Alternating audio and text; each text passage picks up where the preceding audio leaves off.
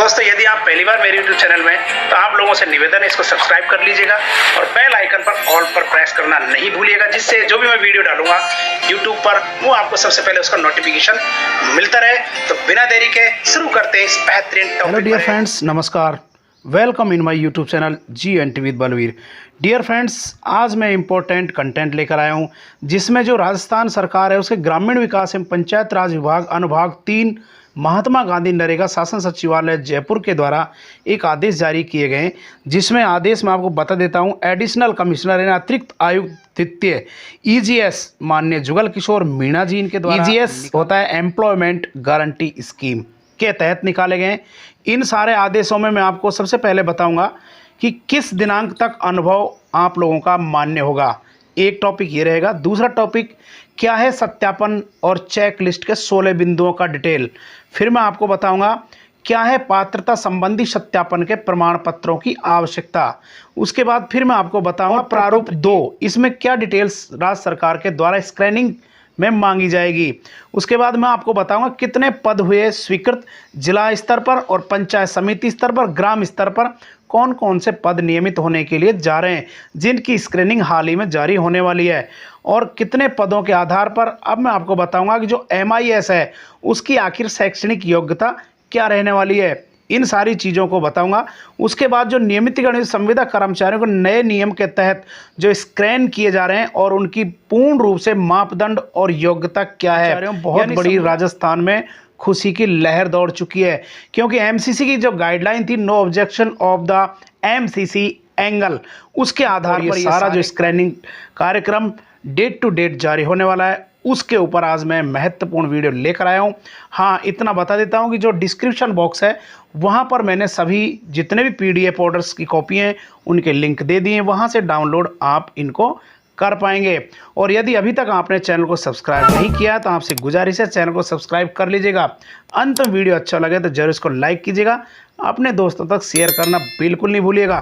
चलते हैं महत्वपूर्ण वीडियो। सबसे पहले आपको इस लेटर की तरफ ध्यान आकर्षित करना चाहूँगा। मुख्य निर्वाचन अधिकारी जयपुर यानी 2 मई 2024 को जारी किया गया है। ये लेटर डेजिग्नेट किया गया है शासन सचिव ग्रामीण विकास पंचायत राज विभाग के लिए। सबसे जो महत्वपूर्ण बात है, मील का पत्थर ये लेटर साबित हुआ।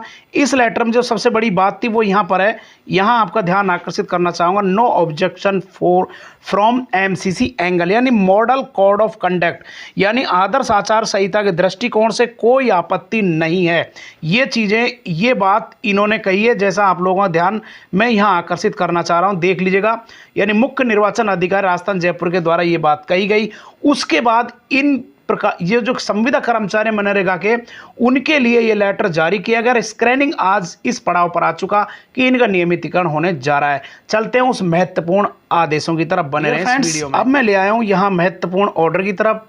जैसा आप लोग यहाँ देख पा रहे होंगे, राजस्थान सरकार ग्रामीण विकास एवं पंचायत राज विभाग अनुभाग 3 यानी महात्मा गांधी नरेगा शासन सचिवालय जयपुर के द्वारा 57/20 से और डिस्पैच किया गया। लेटर डेटेड है 8 मई 2024 यानी लेटेस्ट लेटर है। सब्जेक्ट आप लोग यहाँ पर रीड कर लीजिएगा।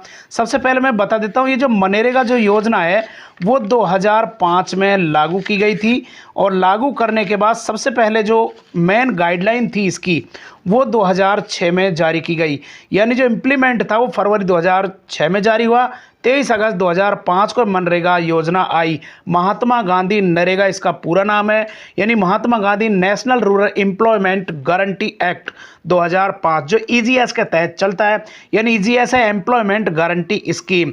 उसके तहत जितने कर्मचारी कार्यरत थे उन कर्मचारियों को इस आदेश के तहत आज स्क्रीनिंग करके और नियमित करने के कगार रेगुलर होने के लिए 4666 सीटें सृजित कर दी गई नियमित पदों पर।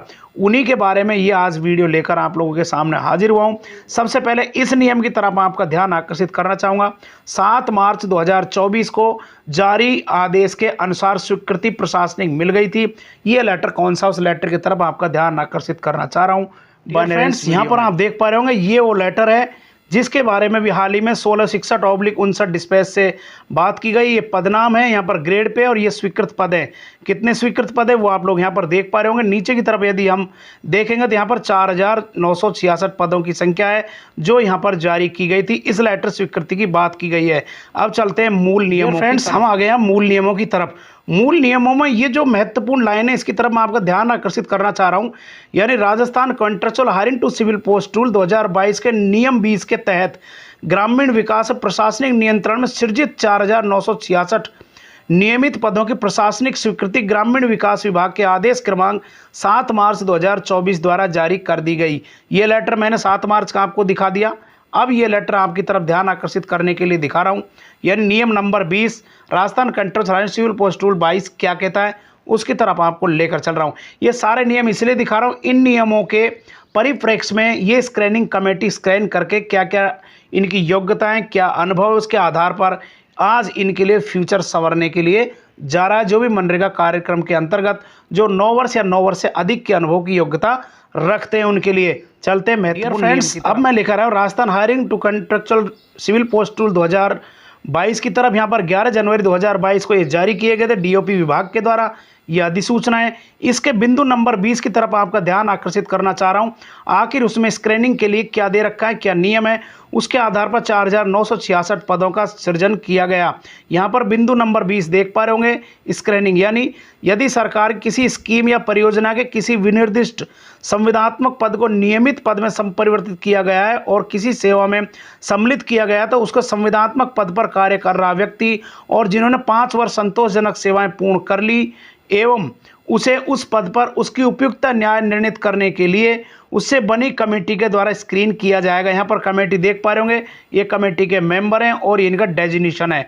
ये रूल नंबर 20 में कहा गया है। अब लौटते हैं मुख्य नियमों की तरफ। अब मैं आपको ले आया मुख्य नियमों की तरफ। अब मैं आपका ध्यान आकर्षित करना हूँगा, इस जगह पर ध्यान आकर्षित करने के लिए लेकर आया हूँ। इसमें क्लियर लिखा हुआ है Rajasthan hiring to civil post rule 2022 में राज्य स्तरीय कमेटी से स्क्रीन किए जाने हेतु पूर्व संविदात्मक की कर्मी जो पात्रता रखते हैं उनकी जांच और सत्यापन का कार्य विभागीय आदेश क्रमांक इसके अनुसार 19 दिसंबर 2022 की प्रति संलग्न कर जिला स्तरीय कमेटी गठन के द्वारा किया जाना है। अब 19 दिसंबर 2022 का लेटर क्या है उसकी तरफ मैं आपका ध्यान आकर्षित करने के लिए लेकर चल रहा हूं, बने रहिए। यहाँ पर आप देख पा रहे होंगे इस जगह पर, और ये 19 दिसंबर 2022 का ये ऑर्डर है और यहाँ पर ये कमेटी के पद हैं और यहाँ पर कमेटी के मेंबरों के नाम हैं।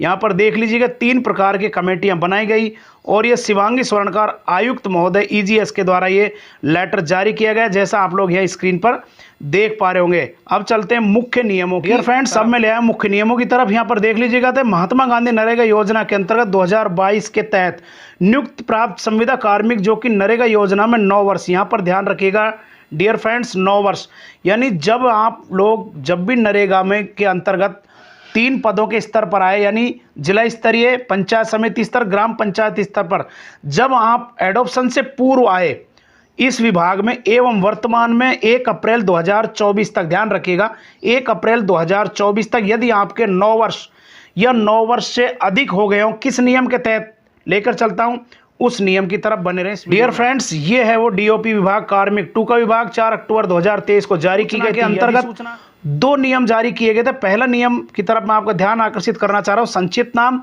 दूसरा नियम था संशोधन का। ये महत्वपूर्ण पॉइंट इसके अंतर्गत जोड़े गए जो आप यहाँ पर रीड कर लीजिएगा। इसमें क्लियर लिखा है, परंतु ऐसे व्यक्ति जो सरकार किसी स्कीम परियोजना पद पर संविदात्मक रूप में कार्य कर रहे हो, जिन्होंने 3 वर्ष की संतोषप्रद सेवा कर ली और 3 वर्ष को 1 वर्ष में काउंट करके छानबीन कमेटी के द्वारा नियमित किए जाएंगे स्क्रीन करने के बाद में। ये ऑर्डर देख लीजिए जयसिंह संयुक्त शासन सचिव कार्मिक डीओपी विभाग के द्वारा जारी किए गए थे। अब लेकर चल रहा हूं मुख्य नियमों। अब हम आ गए मुख्य नियमों की तरफ। यहाँ पर देख लीजिएगा मुख्य नियमों में इस संबंध में निम्न निर्देश प्रदान किए गए हैं। पहला निर्देश की तरफ आपका ध्यान आकर्षित करना चाह रहा हूं। यहाँ पर चेकलिस्ट संतोषपूर्ण 9 वर्ष का कार्य किसी ने कर लिया तो चेकलिस्ट के अकॉर्डिंग वो काम करेगा।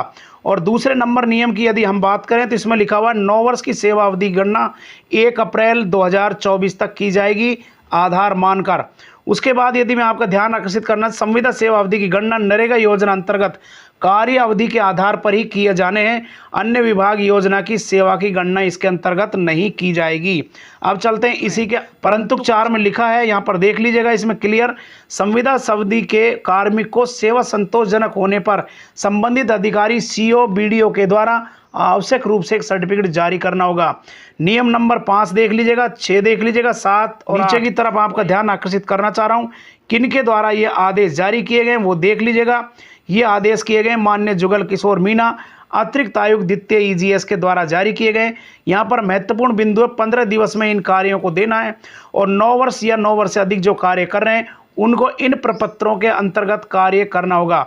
अब मैं आपका ध्यान आकर्षित करने के लिए लेकर चल रहा हूं नरेगा संविदा कार्मिक की पात्रता से संबंधित सत्यापन का प्रमाण पत्र कौन कौन कर्मचारी देंगे, उस नियम की तरफ बने रहें। अब मैं आपका ध्यान आकर्षित कर रहा हूं, यहाँ पर देख लीजिएगा लेटर को, नरेगा संविदा कार्मिक की पात्रता से संबंधित सत्यापन का प्रमाण पत्र। यहाँ पर देख लीजिएगा 1 अप्रैल 2024 को 9 वर्ष या इससे अधिक वर्ष हो जाना चाहिए। उसके अनुसार प्रपत्र नंबर 1 के अनुसार ये सारी योग्यताएं उसको पूर्ण कर लेनी चाहिए। उसके बाद इस स्क्रीनिंग कमेटी के द्वारा प्रारूप नंबर 1 में किन के द्वारा ये लेटर जारी किया जाएगा, यहाँ परियोजना अधिकारी लेखा अकाउंटेंट के द्वारा। यहाँ पर देख लीजिएगा मुख्य कार्यकारी अधिकारी, अतिरिक्त मुख्य कार्यकारी अधिकारी जिला परिषद के द्वारा और जिला कार्यक्रम समन्वयक ईजीएसएम जिला कलेक्टर के द्वारा जारी किया जाएगा। अब मैं आपको लेकर चल रहा हूँ महात्मा गांधी नरेगा योजना के अंतर्गत जिला स्तर, ब्लॉक स्तर, ग्राम पंचायत स्तर पर नियोजित संविदा कार्मिकों हेतु पूर्व से निर्धारित शैक्षणिक योग्यता का विवरण। अब मैं यहाँ पर लेकर आया हूँ आप लोगों को महात्मा गांधी नरेगा योजना अंतर्गत यहाँ पर नवीन पद, पूर्व पद और शैक्षणिक योग्यता देख पा रहे होंगे। यानी ये यहाँ पर नवीन पद है, पूर्व पद इनका ये था और ये इनकी शैक्षणिक योग्यताएं यहाँ पर देख पा रहे होंगे। तीनों स्तरों की बात करेंगे। सबसे पहले यदि मैं स्तर की बात कर रहा हूँ, यहाँ पर जिला लेवल की बात कर रहा हूँ, जिला लेवल पर ध्यान आपका आकर्षित करना चाह रहा हूँ। इसी प्रकार के लेवल नीचे की तरफ आप देखते चले। यहाँ पर पंचायत समिति स्तर का लेवल है, यहाँ पर देख लीजिए ग्राम पंचायत, ये पंचायत समिति स्तर का लेवल आप देख पा रहे होंगे। यहाँ पर ये पद हैं पूर्व व नवीन पद और ये ओल्ड पद और ये यहाँ पर इनकी योग्यता देख पा रहे होंगे। नीचे की तरफ ग्राम पंचायत स्तर का पद देख लीजिएगा आप लोग, यहाँ ग्राम पंचायत स्तर की बात कर रहे हैं, इसमें कौन सा पद है वो यहाँ पर देख लीजिएगा। ये पुराना पद था इनका और ये पद नया हो गया और यहाँ पर इनकी योग्यताएं देख पा रहे होंगे आप लोग। इन सभी ऑर्डरों की कॉपी मैंने डिस्क्रिप्शन बॉक्स में दे दी, वहां से डाउनलोड कर लीजिएगा। अभी तक चैनल को सब्सक्राइब नहीं किया है, सब्सक्राइब कर लीजिएगा। इससे भी महत्वपूर्ण इंटरेस्टेड आपसे रिलेटेड वीडियो गवर्नमेंट ऑर्डरों पर आपको मिलते रहेंगे। अब लेकर आपको चल रहा हूँ महत्वपूर्ण ऑर्डर की तरफ रहने वाला है, जिसके अंतर्गत यानी महात्मा गांधी नरेगा योजना अंतर्गत MIS मैनेजर हेतु निर्धारित शैक्षणिक योग्यता परिशिष्ट 1 के अनुसार क्या रखी गई है, स्कैन करने के लिए उसकी तरफ बने रहें। अब मैं आपको लेकर आया हूँ इस जगह पर, देख लीजिएगा इसका विवरण जो आपके सामने दिखाई दे रहा है।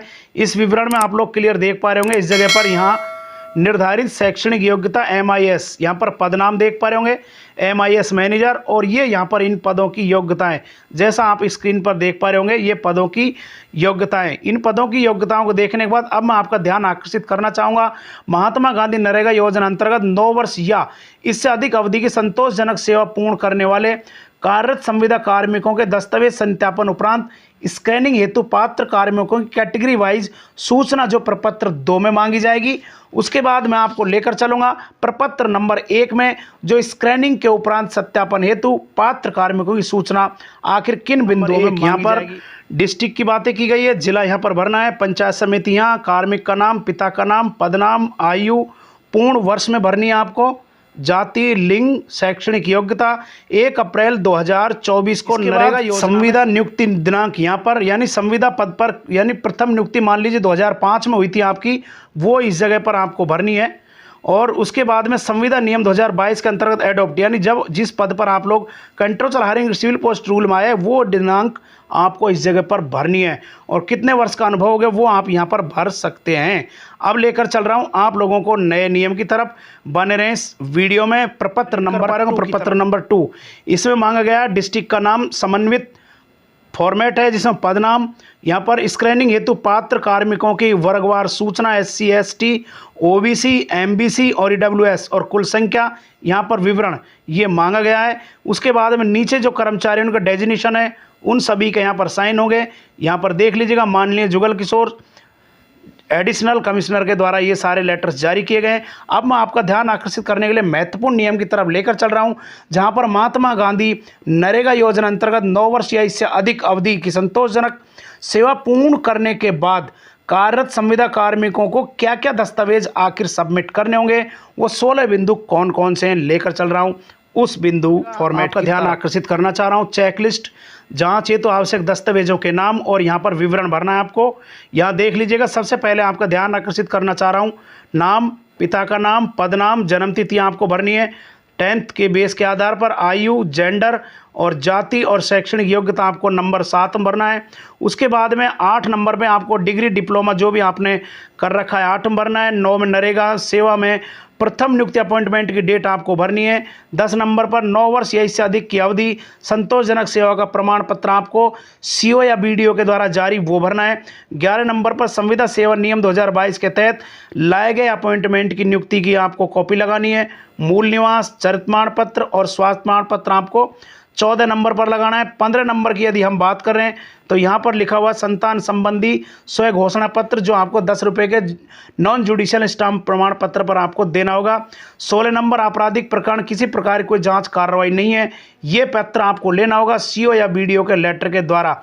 यहाँ पर स्पष्ट लिखा उपरोक्त चेकलिस्ट के आधार पर संविदा कार्मिक को दस्तावेज सत्यापन पूर्ण पारदर्शिता से किया गया उक्त संविदा कार्मिक स्क्रैन हेतु पात्र माना जाएगा। यहाँ पर देख लीजिएगा किनके द्वारा ये जारी किया जाएगा। परियोजना समन्वयक अधिकारी के द्वारा, मुख्य कार्यकारी अधिकारी के द्वारा, जिला समन्वयक या जिला कलेक्टर के द्वारा। ये डियर फ्रेंड्स, आज का वीडियो आपने देखा, चैनल को सब्सक्राइब कर लीजिएगा, बेल आइकन को ऑल पर प्रेस करके रखिएगा और आज का वीडियो अच्छा लगा हो जरूर इसको लाइक कीजिएगा।